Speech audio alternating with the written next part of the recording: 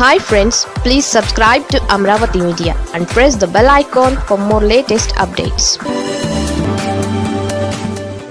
కాపు ఓట్ల కోసం YCP master plan, పవన్కు shock తప్పదా?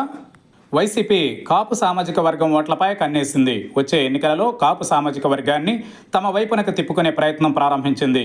కూటమిలో ఉన్న జనసేన అధినేత పవన్ కళ్యాణ్పై కాపు సామాజిక వర్గంలో నెలకొన్న అసంతృప్తిని క్యాష్ చేసుకునేందుకు వడివడిగా చర్యలను ప్రారంభించింది. ప్రధానంగా ఉమ్మడి తూర్పు, పశ్చిమ గోదావరి జిల్లాలలో అత్యధిక స్థానాలను గెలుచుకునేందుకు పావులు కదుపుతోంది. గత 2 ఏళ్ల కాలంలో కాపు సామాజిక వర్గానికి కూటమి ప్రభుత్వం అన్యాయం చేసిందని కాపులు బలంగా నమ్ముతున్న సమయంలో వారికి తాము అండగా ఉన్నామంటూ వైసీపీ ముందుకు వస్తోంది. అందులో భాగంగానే కాపు నేతల సమావేశం అంబేద్కర్ కోనసీమ జిల్లాలో జరగనుంది. ఎమ్మెల్సీ తోట త్రిమూర్తులు ఈ ఆత్మీయ సమావేశాన్ని ఏర్పాటు చేస్తున్నారు.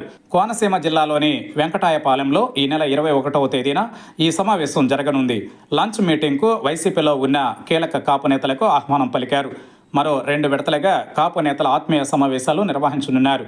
రాష్ట్రంలో జరుగుతున్న రాజకీయ పరిణామాలు, కాపు సామాజిక వర్గానికి కూటమి ప్రభుత్వంలో జరుగుతున్న అన్యాయంపై ఈ సమావేశంలో ప్రధానంగా చర్చ జరగనుంది. భవిష్యత్ కార్యాచరణను చర్చించనున్నారు. వరుస మీటింగులు జరుపుతూ కాపు సామాజిక వర్గం ఓట్లను ఆకట్టుకునేందుకు ఈ సమావేశాలు ఏర్పాటు చేసుకుంటున్నట్లు స్పష్టంగా అర్థమవుతుంది. కాపులకు ఉద్యోగాలలో రిజర్వేషన్లు అమలు చేయకపోవడం, కాపు కార్పొరేషన్కు నిధులను కేటాయించకపోవడం వంటి అంశాలతో ప్రధానంగా ఆ సామాజిక వర్గంలో అసంతృప్తి నెలకొంది. వైసీపీ ప్రభుత్వ హయాంలో కాపు కార్పొరేషన్కు నిధులు కేటాయించే విషయాన్ని ఊరు వాడ తిరిగి ప్రత్యేకంగా సమావేశాలు పెట్టి చెప్పనున్నారు.